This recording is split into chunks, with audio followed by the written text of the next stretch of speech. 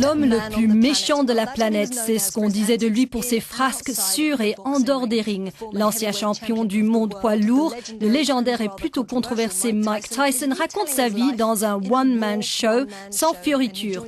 Et je le reçois ici au Forum Grimaldi de Monaco. Mike Tyson, merci beaucoup d'être mon invité dans The Global Conversation. Vous êtes ici pour votre one-man show, La vérité incontestée, qui passe en revue les hauts et les bas de votre vie. Quand on le voit, on a l'impression que vous voulez remettre les pendules à l'heure. C'est ça?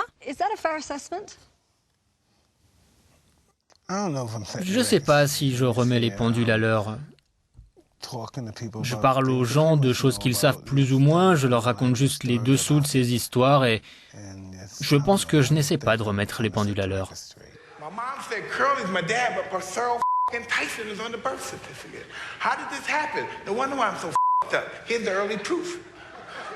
Ça vous intéresse ce que les gens pensent de vous? Ou bien en êtes-vous arrivé Non, c'est juste que j'aime bien divertir les gens. Pourquoi vous êtes bon sur scène? Est-ce que c'est votre expérience de boxeur qui se traduit bien sur scène? Mon expérience de boxeur et l'expérience de m'être produit devant de larges publics me donne la confiance nécessaire pour que ça se passe bien sur scène. Ça vous donne de l'énergie? Oui, des tonnes d'énergie. Mais c'est pas très important en fait. Devant 20 000 ou 2 personnes, ma performance serait la même. Avant, on mesurait votre succès au nombre d'adversaires mis KO. Un succès phénoménal. Aujourd'hui, est-ce que le succès compte pour vous? Comment le mesurez-vous? Je sais pas.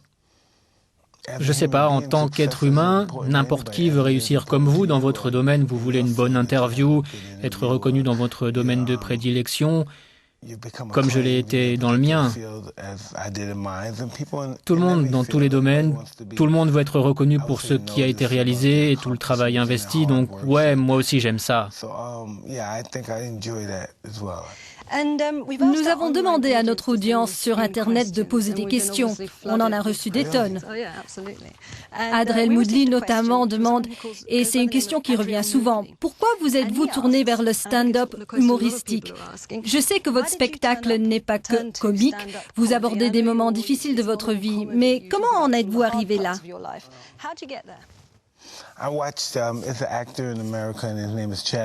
J'ai vu un acteur aux États-Unis, Chazz Palminteri. C'est un super acteur et il a joué dans un film qui s'appelle Il était une fois le Bronx. Et cette nuit-là, je l'ai vu jouer l'intégralité du film sur scène, tout seul. Le film a très bien marché, ça a vraiment fait un carton.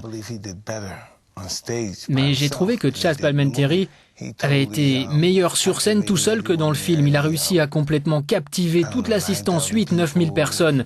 Il nous a juste tous hypnotisés, on n'entendait plus que sa voix. J'ai trouvé cette sensation incroyable et je voulais pouvoir faire ça.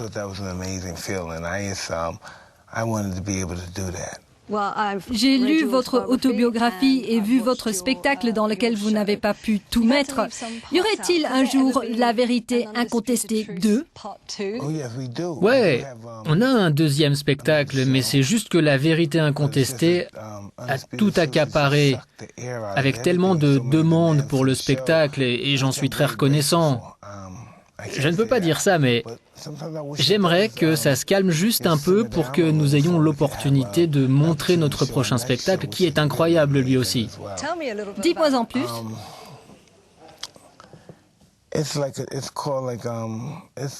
C'est comme La vérité incontestée, mais ça s'appelle Accro au chaos.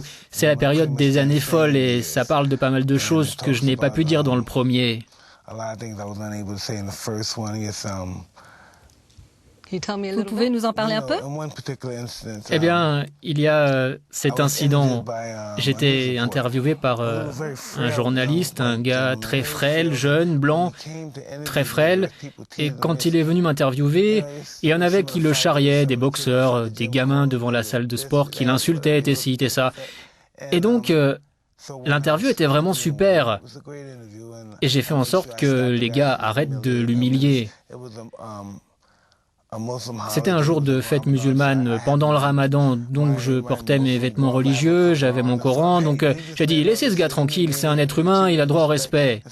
Et donc l'interview se poursuit et environ 2 semaines plus tard, le ramadan est terminé et un ami me dit « Mike, je suis à la salle, il y a le FBI qui voudrait te parler. » Alors j'y vais, je leur parle. Ils avaient tout bouclé dans un rayon de 3 pâtés de maison. J'arrive et je dis « Oui, monsieur ?» Elle me montre une photo du journaliste et me demande « Vous connaissez cet homme ?» Et je réponds « Oui, c'est l'homme qui m'a interviewé il y a 2 semaines. » Et je dis « Écoutez, si j'ai fait quoi que ce soit, si j'ai été un peu dur, si je l'ai blessé, je suis désolé. » Alors l'officier me dit « Non, Mike, non, monsieur Tyson, il vous aimait bien, mais il n'aimait pas les 15 personnes sur qui il a tiré et les 9 qu'il a tués. C'était un tueur en série. » Mon Dieu! C'était une sorte de sniper et ils sont venus me parler parce qu'il avait une photo de lui avec moi sur son site web, on se serrait la main. Et ils sont venus me demander est-ce qu'il vous a parlé de quoi que ce soit et je leur ai dit écoutez, je ne suis au courant de rien, j'étais juste secoué. J'ai hâte de voir votre show Accro au chaos, mais celui que j'ai vu, c'est La vérité incontestée, où vous parlez de vos hauts et de vos bas. Pourriez-vous, pour notre audience, parler d'une ou 2 scènes particulièrement poignantes pour vous? Je sais pas, on parle de mon mariage, de trucs comme ça, de mes combats, perdre des combats, gagner des combats, gagner 1 tonne d'argent, dépenser 1 tonne d'argent, perdre 1 tonne d'argent, beaucoup de procès, quelques-unes de mes bagarres de rue, mes bastons. Comme je dis, j'étais une montagne russe d'émotions. Si l'on peut se pencher sur quelques-uns des moments très difficiles de votre vie, vous vous êtes battu sans le cacher contre l'addiction à la drogue. Avez-vous le sentiment que vous avez réussi à vous en libérer? Maintenant, oui. C'est mon sentiment aujourd'hui. Pour ce qui est de la dépendance à la drogue, chaque jour qui passe, sans que j'en prenne, je suis plus fort parce qu'un jour la tentation va revenir. C'est juste inévitable. Mais quand je n'en prends pas, je me prépare au moment où ça va arriver. Et ça va arriver. Je vais être mis KO ou lever les bras en signe de victoire. Là où l'autre va arriver et je n'ai pas envie de mourir. Dans votre autobiographie, vous dites quelque chose de vraiment très intéressant. Vous parlez du temps passé en prison. Vous dites, et je vous cite, « Finalement, ça a été une bénédiction. » Qu'avez-vous appris de cette période? Eh bien, je suis juste devenu quelqu'un de différent. Je suis une autre personne. Vous faites beaucoup de choses. Vous êtes également promoteur de boxe aujourd'hui. Quelque chose que vous ne vous attendiez pas à faire. Ouais, ça aussi c'est quelque chose d'assez étrange. Je n'avais jamais imaginé faire ça. J'ai toujours méprisé les promoteurs de boxe, alors se dire que je le suis, ça fout vraiment la trouille. Mais le fait est que vous étiez exploité. Je le fais pour une bonne raison, pour m'occuper des gamins, comme ils s'occupent de moi. Je fais tout mon possible pour qu'ils ne commettent pas les mêmes erreurs que moi. Quel est le conseil clé à leur donner? Tout simplement qu'on n'a pas vraiment besoin d'un manager, même si certains en ont besoin. Parce que les managers ne sont, et c'est mon opinion, que des babysitters idéalisés. Et ils prennent 10% de votre argent. Peut-être plus. Mais le fait est que la seule chose dont un boxeur a besoin aujourd'hui, c'est un avocat. Et à part un entraîneur, il n'y a pas d'intérêt à avoir un manager. On sait tous à quel point vous aimez votre entraîneur Cus D'Amato. Combien de lui y a-t-il en vous quand vous faites cela? Je sais pas, je ne suis pas lui. Peut-être que si je continue à faire cela pendant encore une vingtaine d'années, peut-être que je me retrouverai par là, proche du niveau de protection qu'il apporte à ses boxeurs. Mais aujourd'hui, non, ce n'est pas encore ça. Je ne suis tout simplement pas aussi chevronné et expérimenté que M. D'Amato. Vous parlez de lui au présent, vous ressentez sa présence en permanence? Pas mal, ouais, pas mal. C'est l'une des personnes qui a le plus compté dans votre vie? Absolument. Personne ne pouvait me motiver autant que lui. Vous savez, quand je me sentais découragé. Parce que parfois, je suis sûr que c'est le cas aussi dans votre domaine. Vous dites que peut-être les choses se sont compliquées, quelque chose a pu se passer dans votre vie. Je veux tout arrêter. On traverse tous ces moments. Je veux tout arrêter. Et il me motivait en disant « Hey, c'est comme ça qu'il faut faire ». Il me motivait à vouloir le faire. J'ai laissé tomber la boxe à plusieurs reprises avant même de devenir boxeur professionnel. J'ai arrêté, je ne voulais plus le faire. Mais il m'a donné la motivation motivation, la raison pour laquelle je devais faire ça. Ce qui nous amène à cette question d'un jeune homme, Jean-Louis Fanel-Doulos. Il demande « Comment devient-on un grand boxeur ?»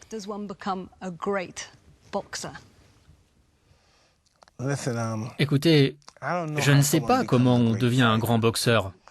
Je mentirais si je disais que je le sais. Chacun a un chemin différent à suivre. Mon chemin à moi, ça a été le sacrifice et le dévouement et la discipline. Quelque chose dont je n'ai jamais été très fan. Jamais. J'étais plutôt égocentrique, égoïste et feignant. Et c'est en m'investissant avec Cus D'Amato que j'ai pris ces caractéristiques. Le sacrifice, renoncer à ce que vous pensez être important pour une cause qui vous semble être plus importante encore. Et la discipline, c'était de faire ce que vous détestez faire, mais le faire comme si vous l'adoriez. Le sport brasse énormément d'argent. Vous savez de quoi je parle. Vous avez gagné tellement d'argent. Est-ce que c'est forcément une bonne chose? Est-ce qu'il faudrait faire baisser ces sommes ou est-ce que c'est normal? Non, je ne pense pas qu'il faille diminuer les sommes parce que je me rappelle un jour où, avec Cus, on discutait d'un combat, on en parlait de manière très péjorative. J'étais un gamin, un ado, j'avais 14-16 ans et je disais, il ne mérite pas cet argent et il m'a dit, hey, il mérite chaque cent qu'on lui donne quand il monte sur ce ring. Quand on signe pour un contrat, il y a une clause non écrite, mais on la connaît tous. C'est qu'on peut mourir pendant l'entraînement ou le combat. Étant donné les risques, la récompense est méritée. Mais que dire de l'influence corruptrice que peut avoir autant d'argent? Comment peut-on réfréner cela, garder un certain degré de contrôle? C'est comme ça, c'était comme ça longtemps avant que vous et moi soyons là, et ça va continuer longtemps après que vous et moi serons partis. Et on en revient toujours à comment sont les gens. L'argent, c'est quelque chose de vital pour les gens. Il y aura toujours de la corruption. J'aimerais repasser à nouveau par la voix de notre audience sur Internet et revenir au sport. Matou demande « De quel adversaire avez-vous reçu le coup de poing le plus mémorable ?» Tous ceux que j'ai combattus, tous ceux qui m'ont frappé, on n'oublie jamais. Est-ce en partie parce que ce monde vous manquait que vous êtes devenu promoteur? Non, ce monde ne me manque pas, mais je sais que je peux, que j'ai la possibilité d'aider les gens. Parce que la boxe et le sport ne sont qu'un petit moment de la vie et quand c'est terminé, il vous reste tellement à vivre. Et comment avez-vous appris cela? Il y a eu un tournant avec une soudaine révélation ou alors c'est venu lentement, petit à petit? Je sais pas, je pense que c'est venu lentement, petit à petit. J'ai mis longtemps à grandir. J'ai mis longtemps à grandir et gérer les responsabilités de la vie parce que quand vous êtes un boxeur, joueur de rugby, de football, peu importe ce que vous faites, c'est une vie facile, vous êtes un gamin avec peu de responsabilités. Alors qu'est-ce qui vous manque le plus de cette vie passée? Il n'y a pas grand-chose qui me manque parce qu'en y réfléchissant bien, au sommet de ma carrière, j'ai gagné 30, 40 millions par combat, je faisais ce que je voulais, rencontrais qui je voulais, je voyais quelqu'un à la télévision, quelqu'un que j'aimais bien, je passais un coup de téléphone, je pouvais rencontrer n'importe qui, faire ce que je voulais, mais je n'étais pas en paix. Je n'étais pas en paix. Et aujourd'hui, je ne suis pas encore au sommet de ma carrière et je ne gagne pas un dixième de ce que je gagnais à l'époque, mais j'ai mes dessins animés, mes spectacles. Je n'aurais jamais pu accomplir tout ça quand j'étais boxeur. Je ne me serais jamais entendu avec les producteurs, j'aurais été arrogant, on apprend l'humilité en vieillissant.